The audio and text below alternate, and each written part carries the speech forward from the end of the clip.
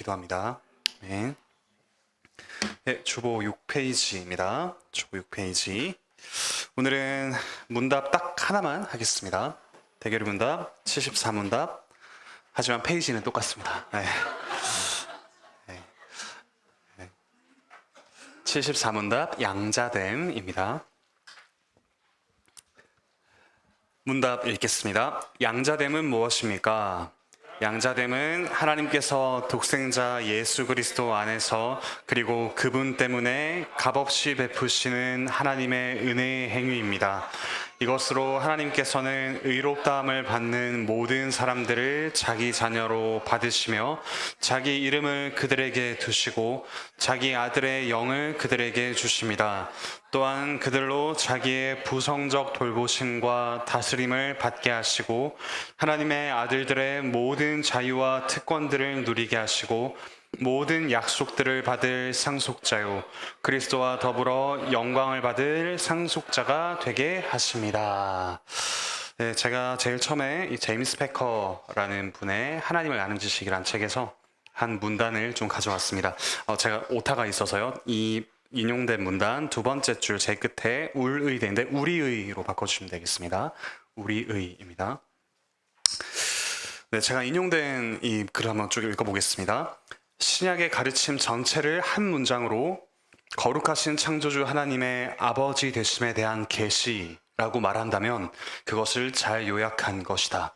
신약적 종교 전체가 우리의 거룩하신 아버지 하나님에 대한 지식이라고 묘사한다면 그것을 잘 요약한 것이다. 어떤 사람이 기독교를 얼마나 잘 이해했는지를 판단하려면 자신이 하나님의 자녀라는 생각과 하나님을 아버지로 모신다는 생각을 얼마나 중시하는지 보라. 그것이 예배와 기도와 인생에 대한 그의 전체 견해를 촉진하고 주관하는 생각이 아니라면 이는 기독교를 그리 잘 이해하지 못했다는 증거다. 아버지라는 말은 하나님을 나타내는 그리스도인의 호칭이다.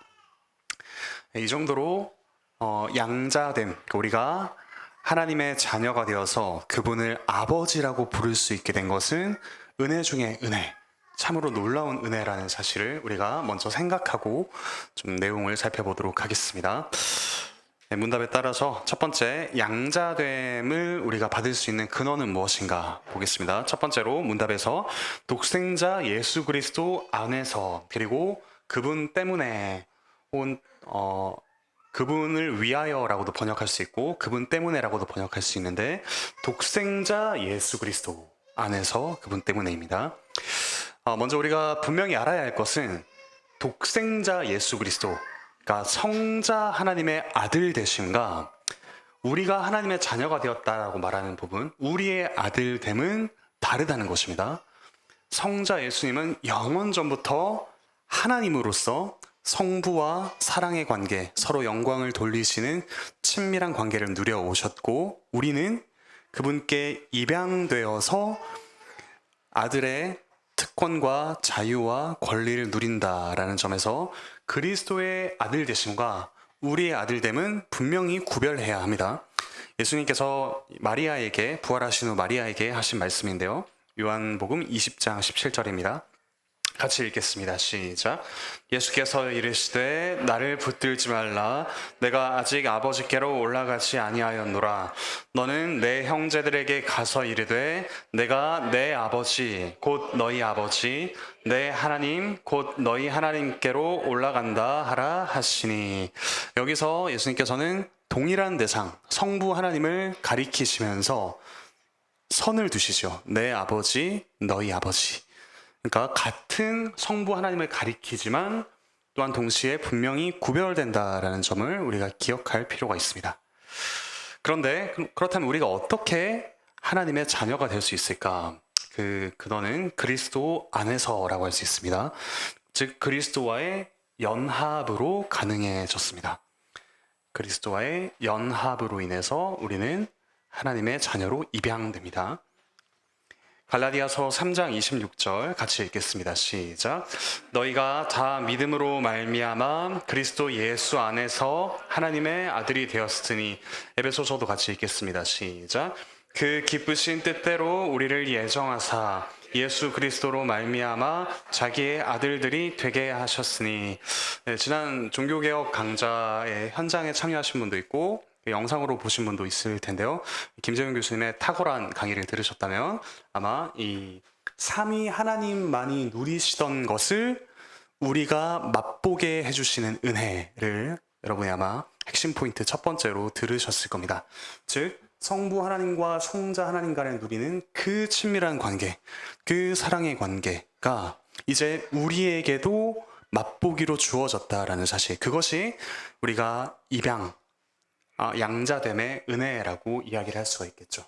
우리가 하나님을 아버지로서 부르고 사랑하고 사랑받는 그 새로운 관계로 들어간 것, 그것이 바로 예수 그리스도와의 연합으로서 인해서 이루어진 놀라운 은혜의 맛보기라고 할 수가 있겠습니다. 그리고 그리스도 때문에인데요. 그리스도께서 이 땅에 오셔서 사시고 또 십자가에 죽으시고 부활하시고 하셨던 그 모든 일의 목적 중 하나가 우리를 하나님의 자녀로 삼기 위해서입니다. 로마서 8장 29절 같이 읽겠습니다. 시작. 하나님이 미리 아신 자들을 또한 그 아들의 형상을 본받게 하기 위하여 미리 정하셨으니 이는 그로 많은 형제 중에서 맏아들이 되게 하려 하심이니라. 예, 그 이전 성경에서는 보면은 예수님을 독생자라고 불렀었죠. 예, 성부 하나님의 아들이신 성자 하나님 독생자라고 불렀습니다. 그런데 오늘 말씀을 보면 여기서 맏아들이라는 표현이 나옵니다. 즉 우리가 하나님의 자녀 예수 그리스도의 형제가 될 수 있게 그분이 우리의 형제가 되신 것. 그래서 여기 변화하는 거를 괄호 안에 독생자 그리고 맏아들 이렇게 적으시면 되겠습니다. 독생자로 불리시는 분이 친히 맏아들의 역할을 하십니다. 히브리서 2장 10절부터 18절에는 그 내용이 잘 나와 있는데요. 예수님께서 우리를 그분의 형제 삼으시고 또한 형제로서 우리를 거룩해 하시기 위해서 어떤 일을 행하셨는가, 어떻게 되셨는가를 잘 그리고 있습니다. 그런데 이 부분은 장자의 명분이라는 것을 얻기 위해서 정말 치열하게 싸우고 비극이 일어났던 그 야곱과 에서의 그 사건과는 너무도 대비되는 사건이죠. 그들은 서로 장자의 명분을 얻기 위해서 서로 자기만이 유업을 잇는 아들이 되기 위해서 다퉜던 그런 장면이 창세기 27장에 잘 나와 있습니다. 하지만 예수님께서는 반대로 독생자이시지만 우리를 위해 맏아들이 되신 은혜로우신 우리의 구주라고 할 수가 있겠습니다. 갈라디아서 4장 4절 5절 같이 읽겠습니다. 시작. 때가 차매 하나님이 그 아들을 보내사 여자에게서 나게 하시고 율법 아래에 나게 하신 것은 율법 아래에 있는 자들을 속량하시고 우리로 아들의 명분을 얻게 하려 하심이라. 죄인인 우리가 하나님의 자녀가 되게 하기 위해서 독생자인 그분이 죄인의 형상을 입으시고 우리를 구원하셨습니다. 인성을 취하셔서 우리를 구원하셨다는 놀라운 사실, 그것을 우리 성경이 잘 증언하고 있습니다. 자, 이렇게 그리스도로 인해서 그리스도와 연합하여 우리가 하나님의 자녀가 되는데요. 이것은 우리에게 어떤 자격이 있기 때문이 아니죠. 하나님께서 둘러보시고 쟤는 나의 자녀 삼을 만하다 라고 어느 고아원 같은 이 땅에 오셔서 우리를 무언가를 보시고 택하신 게 아니라는 거죠. 값없이 베푸시는 은혜의 행위입니다. 요한일서 3장 1절은 이런 은혜를 이렇게 노래합니다. 같이 읽겠습니다. 시작. 보라, 아버지께서 어떠한 사랑을 우리에게 베푸사 하나님의 자녀라 일컬음을 받게 하셨는가. 우리가 그러하도다. 그러므로 세상이 우리를 알지 못함은 그를 알지 못함이라. 여기서 그가 누구이죠? 죄인을 용서하시고 우리를 자녀로 입양하시는 그 놀라우신 하나님입니다. 세상은 이런 하나님을 알지 못합니다. 그래서 이 아들됨, 양자됨의 놀라운 특권도 알 수가 없죠. 하나님은 값없이 베푸시는 은혜로우신 하나님이십니다. 이것이 우리 양자됨의 근원, 우리에게는 어떤 이유도 찾을 수 없지만 그리스도께서 우리를 하나님의 자녀 삼기 위해 오셔서 우리에게 연합의 은혜를 성령님께서 베푸시고 그 값없는 은혜로 우리가 양자되었다는 것, 이것이 양자됨의 근원입니다. 그러면 이 양자됨은 우리에게 어떤 유익을 주는가도 살펴볼 필요가 있습니다. 양자됨은 참 여러 저자들이, 신학자들이 칭의를 넘어서는 은혜라고 합니다. 물론 이 칭의와 때려야 뗄 수는 없지만 칭의를 넘어서는 그 이상의 놀라운 은혜라고 많이 이야기를 합니다. 먼저 동그라미 1번을 보시면 의롭다함을 받는 모든 사람들, 즉 칭의의 은혜를 받는 모든 사람들은 하나도 빠짐없이 하나님의 자녀가 됩니다. 그러니까 의롭다함을 받는 모든 이들은 하나님의 자녀로 받아들여집니다. 요한일서 1장 12절부터 13절 같이 읽겠습니다. 시작. 영접하는 자, 곧 그 이름을 믿는 자들에게는 하나님의 자녀가 되는 권세를 주셨으니 이는 혈통으로나 육정으로나 사람의 뜻으로 나지 아니하고 오직 하나님께로부터 난 자들이니라. 믿음으로 의롭게 된 자들은 또한 하나님의 자녀로 받아들여지죠. 그리고 이것은 사람의 힘으로 될 수 없는 겁니다. 우리가 하나님의 자녀가 되고 싶다고 해서 될 수가 없죠. 오직 하나님께로부터 난 자들이라고 합니다. 위로부터 난 자들. 그래서 사실 이 양자됨이 중생, 거듭남과도 관련이 있습니다. 그 거듭났기 때문에 양자가 된다는 건 아니지만 거듭난 사람 역시 100% 양자가 된다라는 사실, 이 사실 역시 기억할 필요가 있겠습니다. 자, 그러면 우리 칭의와 이 양자됨을 좀 한번 비교해서 한번 봅시다. 칭의는 먼저 율법의 관점에서 나옵니다. 의롭다, 죄인이다, 불의하다, 이런 율법의 관점에서 나오죠. 그리고 하나님을 죄인과 의인을 판단하는 심판자로 보는 법정적인 개념입니다.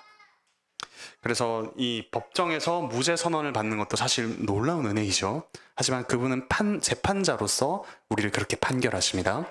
그런데 입양은 물론 입양에도 법정적인 개념이 있습니다. 우리의 신분이 변화하는 거죠. 원수였던 자가 아들이 되는 신분의 변화가 분명히 일어납니다. 하지만 이건 사랑에서 나온다라고 좀 더 힘주어 말할 수 있습니다. 그래서 하나님을 어떤 심판자, 재판관이 아니라 아버지라고 보는 가족의 개념이 강합니다. 그래서 갈라디아서 4장 7절 제가 읽겠습니다. 그러므로 네가 이후로는 종이 아니요 아들이니 아들이면 하나님으로부터 말미암아 유업을 받을 자니라. 우리가 우리 죄를 용서해주는 어떤 판사가 있다라고 한번 생각해 봅시다. 대가를 판사가 대신 치릅니다. 그러면 우리 그 판사에게 엄청난 감사를 표현할 수가 있겠죠. 또 존경할 수도 있습니다. 하지만 판사와 계속해서 사랑의 관계를 맺어갈 수는 없습니다. 가족의 관계를 맺어갈 수가 없습니다. 하나님은 우리를 의롭다라고 판결을 내리셨을 뿐만 아니라 우리를 그분의 가족으로 들이셔서 사랑하는 관계로 우리를 불러들이십니다. 그래서 괄호 들어갈 말은 감사, 이 감사를 넘어서 사랑이라고 할 수가 있겠습니다. 하나님 아버지와 사랑하는 관계로 우리는 들어갔습니다. 자, 그리고 이 양자됨은 하나님 당신과 하나님 그분 자신과 우리를 엮으시는 은혜라고 할 수 있습니다. 교리문답에서 첫 번째, 하나님께서는 우리를 양자 삼으셔서 자기의 이름을 자녀들에게 두신다라고 합니다.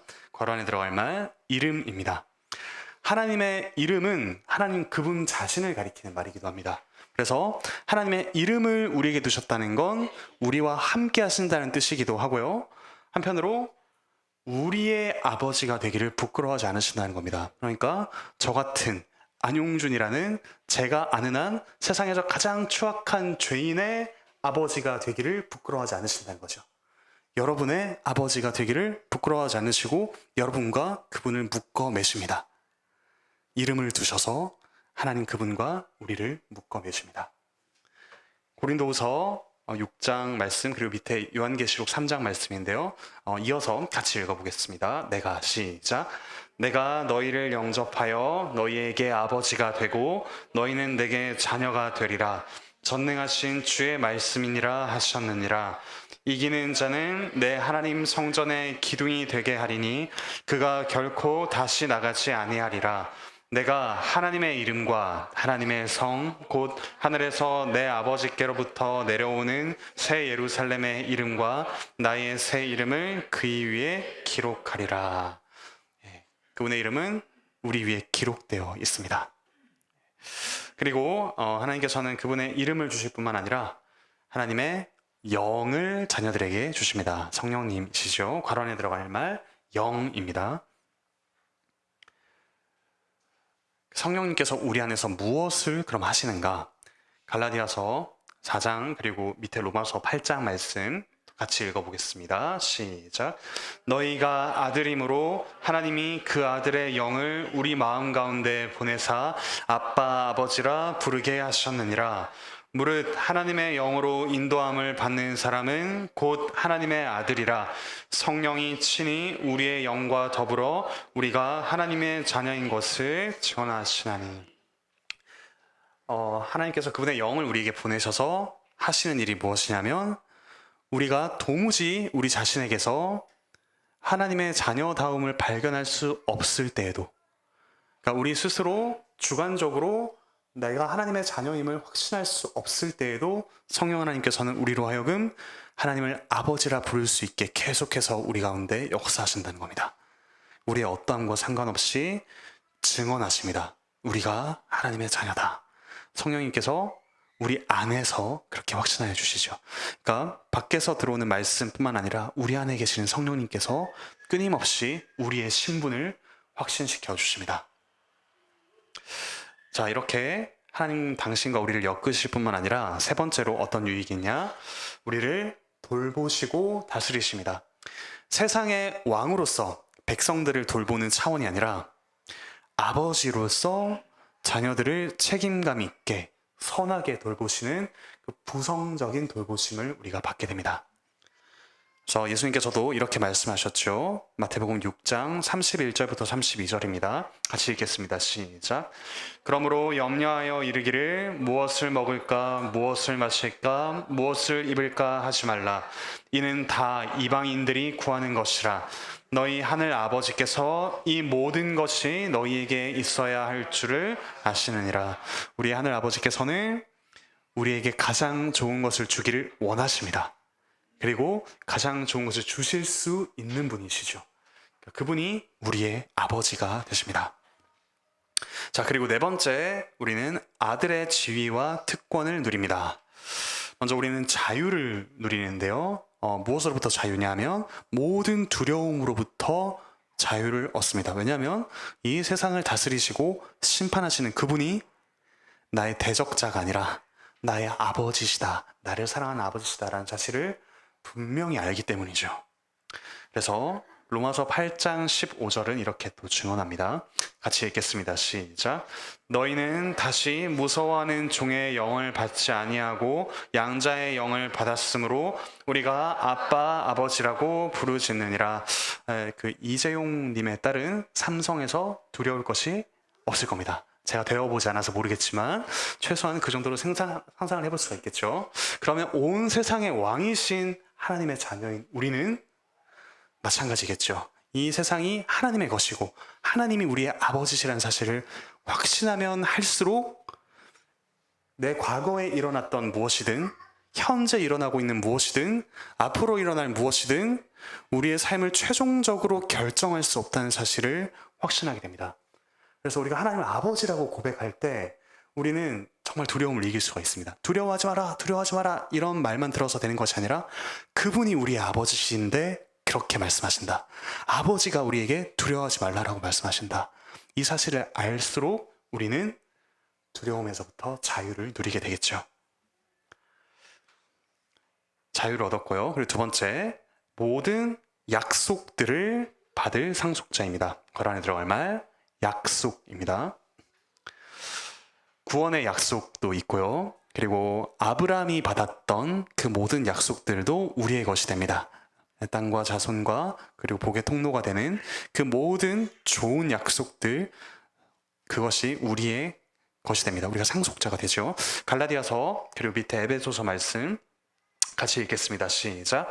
너희가 그리스도의 것이면 곧 아브라함의 자손이요 약속대로 유업을 이을 자니라. 이는 이방인들이 복음으로 말미암아 그리스도 예수 안에서 함께 상속자가 되고 함께 지체가 되고 함께 약속에 참여하는 자가 됨이라. 우리는 혈통적으로 아브라함이랑 아무까지는 아니지만 너무 먼 상관이 있겠죠. 하지만 우리가 아브라함이 받은 그 약속을 우리의 것으로 삼을 수 있는 이유는 아브라함의 씨 예수 그리스도와 연합된 자, 우리가 그 안에서 하나님의 아들이 되었기 때문에 우리도 아브라함이 받은 모든 약속들을 우리의 것이다 라고 확신하며 말할 수가 있습니다. 그리고 히브리서 6장 11절부터 12절은 이런 약속들을 받은 자들은 어떤 삶을 살게 되는가 이야기합니다. 같이 읽겠습니다. 시작.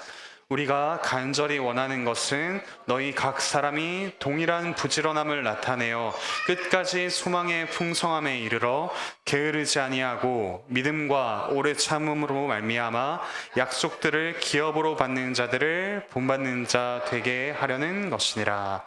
부지런하게 게으르지 않고 믿음과 오래 참음. 왜냐하면 저 약속된 것이 우리의 것이란 걸 알기 때문에 그것을 알수록 더 부지런히 추구할 수가 있겠죠.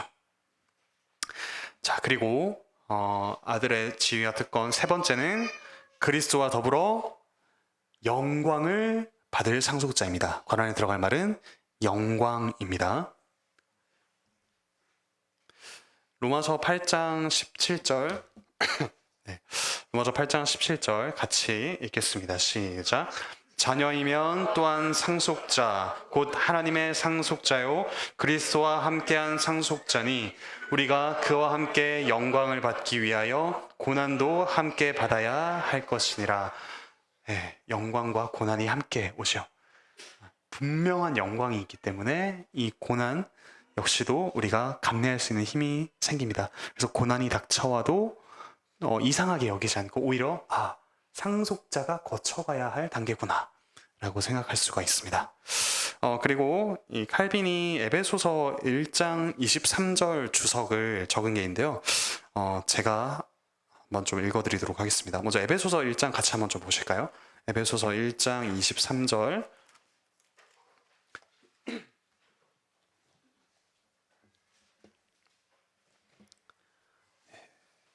에베소서 1장 23절 여기서 그는 그리스도입니다. 같이 읽겠습니다. 시작. 교회는 그의 몸이니 만물 안에서 만물을 충만하게 하시는 이의 충만함이니라.